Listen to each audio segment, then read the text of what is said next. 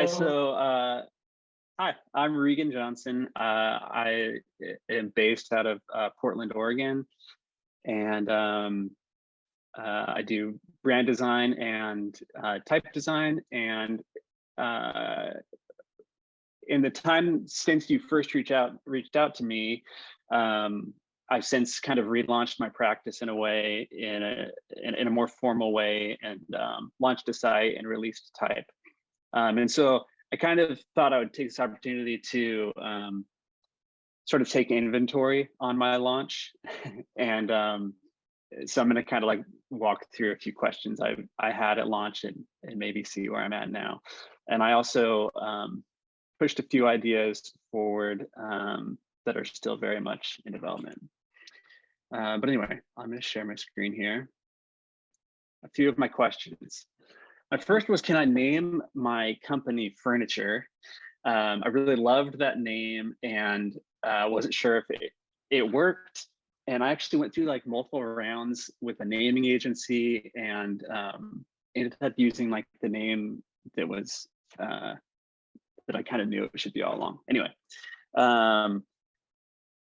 a big question I've had for years is, can I house brand design work and type releases under the same roof? And does that make sense? Is that like does that just cause confusion? Can I force myself to document and share my work? I'm really bad at that, and I hate Instagram, but I'm working on that. And can I get away with never designing traditional type specimens? I have a real aversion to like the waterfall of type, and just like the really typical ways that we see type marketed to us. And so I'm trying to avoid that, but also it's really hard to kind of not fall into those common practices. So yes, I can name my company Furniture. And I don't know if you, I don't know if anyone is familiar with the word furniture, or the term furniture, in like a typographic sense. If you were setting type, like wood type or metal type, in a bed, you would, furniture are the pieces of wood or metal that are shorter, that do not make an impression, that kind of like hold everything together. So it's essentially how you made white space in sort of a layout. So anyway, it's a mostly outdated term that I picked up and wanted to revive a little bit. To answer the question of, can I house brand design work and type releases? Here's like a little motion sample of, I kind of have these check boxes on my site, so you can look at the two either together or separately. And my other questions are still waiting to be answered. Okay, so I've launched Furniture, and this was like a month ago now. And so this is kind of funny timing, because I've tried to kind of I'm only sharing sort of specific work that feels like furniture. It doesn't necessarily feel like all the work I've done in the past. So I'm trying to kind of curate within my own work to share. So I'm going to share just a couple projects today that I'm kind of leading with as I launched. So the first is my first retail release, which is called Art Company Mono. And I assume a part of the reason that I was asked to do this is that you've actually used it, Yeah. which is really exciting to see. And actually, I still haven't seen, I don't think you posted all of it maybe, but I've seen a lot of like in progress shots. I think it's called Other. Art Company Mono has been in development for years, and I had kind of it was originally just this really thin weight, which is the weight you used. And so it was featured in a couple of publications, and I had a great response to it. And that was, so people like you using it and reaching out to use it are the reason that I had the motivation to build it out, and spend the time to release the full family. So There's the thin weight, which was the start of it all, and then 3 additional weights: light, regular, and bold, and they all have corresponding italic. So there's well, I'll go through here. So kind of the idea here is that I'm embracing monospace constraints, and it comes in 4 weights with corresponding italics.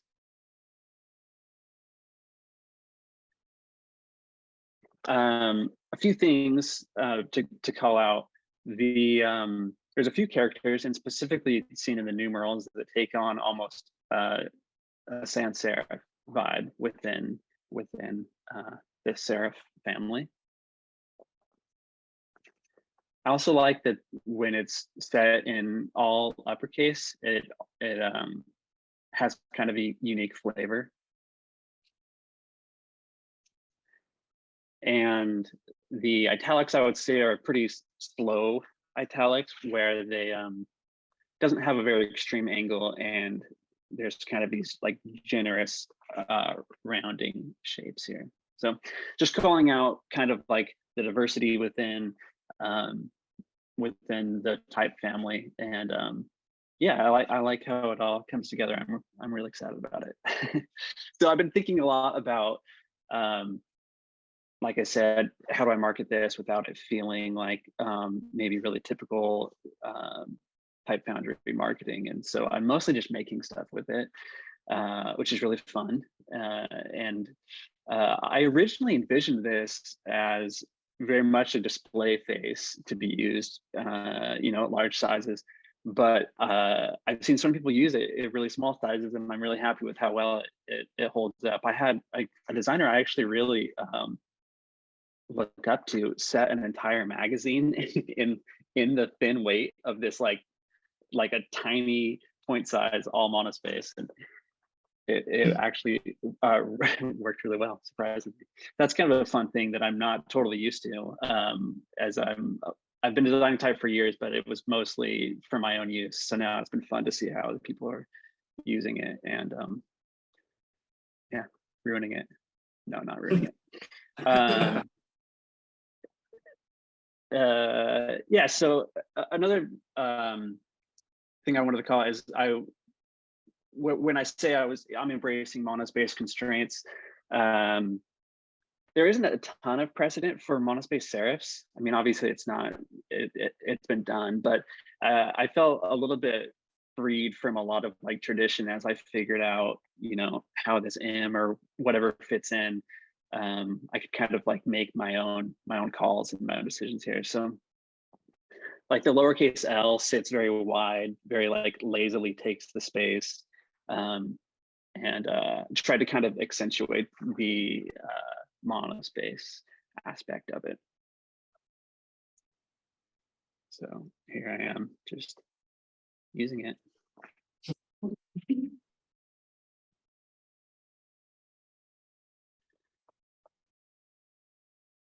And more in use.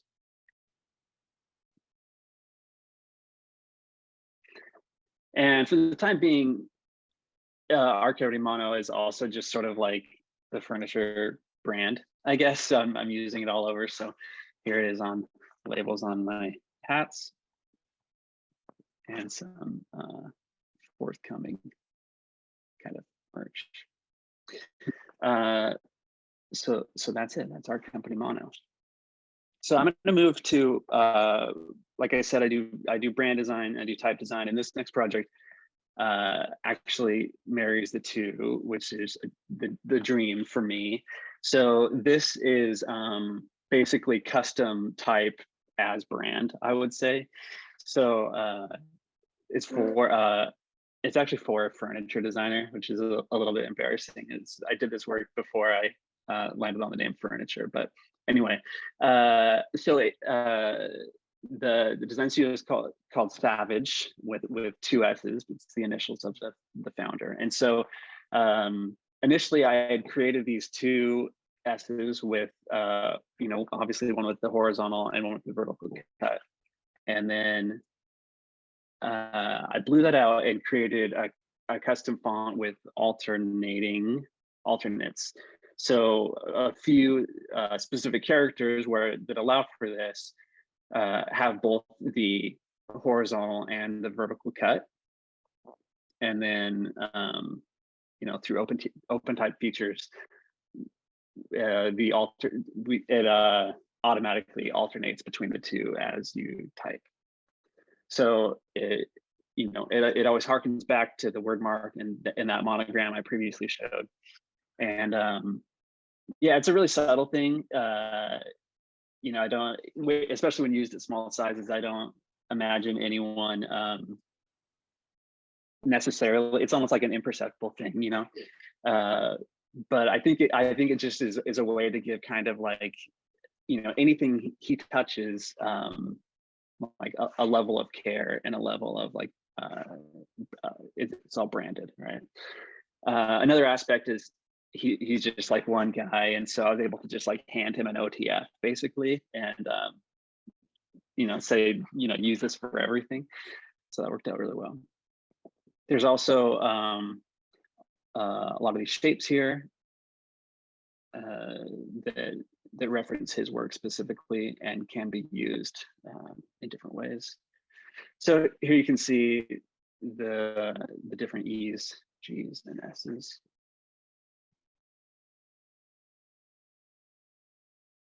And 9s. And then, like I said, these shapes can also be used here to pair captions with imagery. Another project that is definitely leans far more on the brand design side is a project called for a company called Get Well, and this is a customized word mark. I used Boogie Brute from Bureau Brute, right? I believe, which is incredible.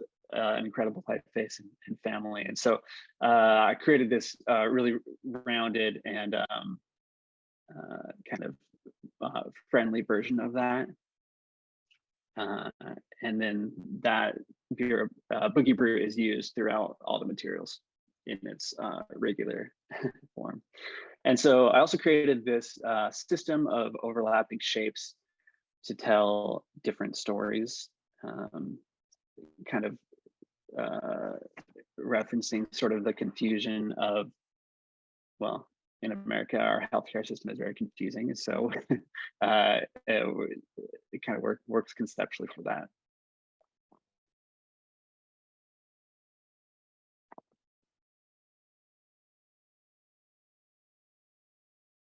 All right. And those patterns can be used in different ways.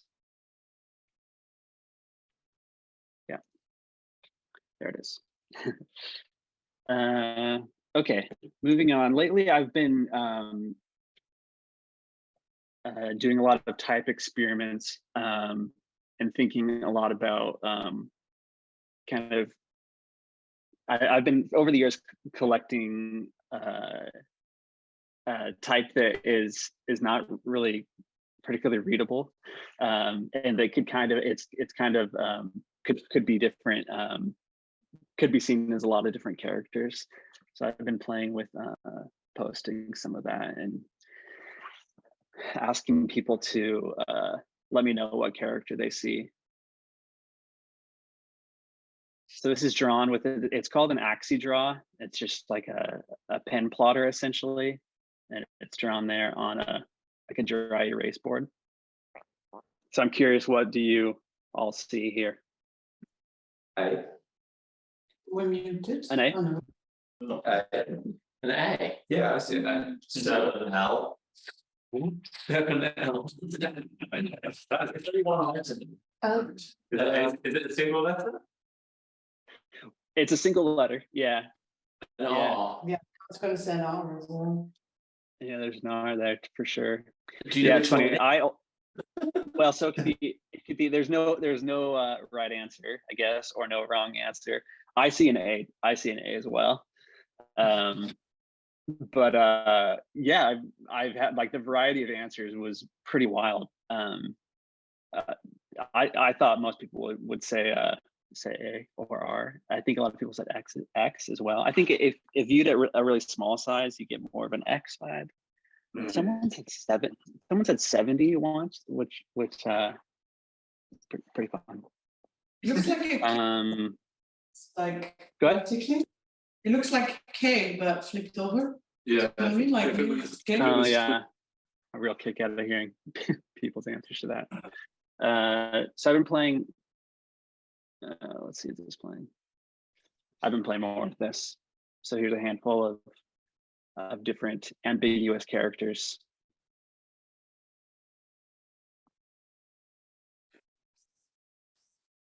I know there's so much fun with those drawing things.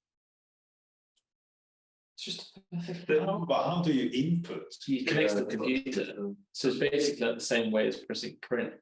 I saw one for sale on Yeah. eBay, A2. So are they just vectorized, or are No, they? you can like, you can copy the drawing.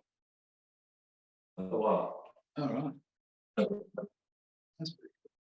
Can you do it? Tattoos.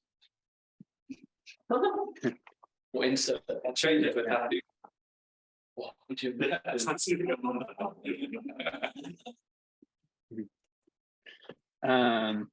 Okay, cool. Moving on. So years ago, I did this this type experiment and wrote, this says minimum.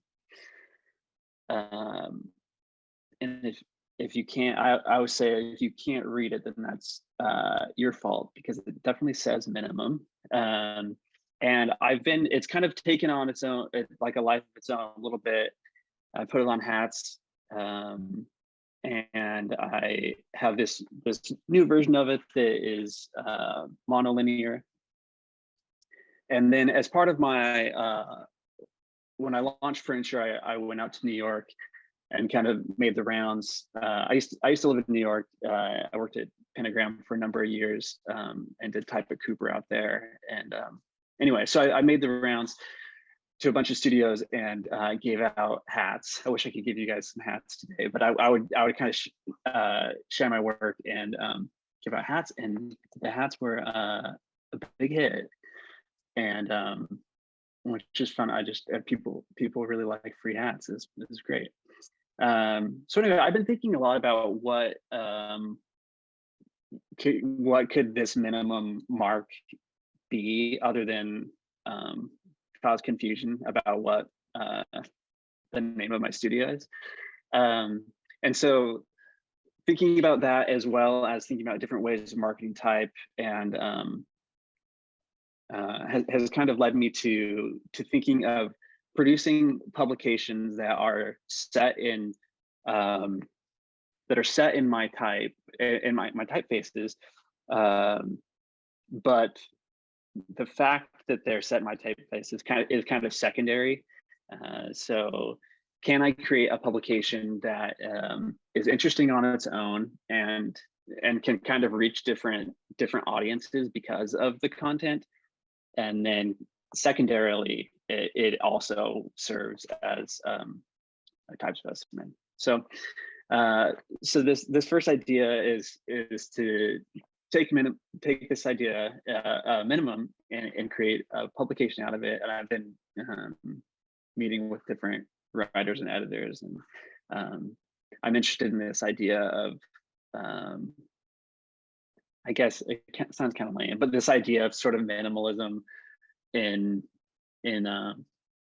all aspects of life, I guess, or kind of like living with less, or even as far as like ideas of asceticism and things. And so could we create a publication about that, that's set in my type? And this actually isn't set in my type.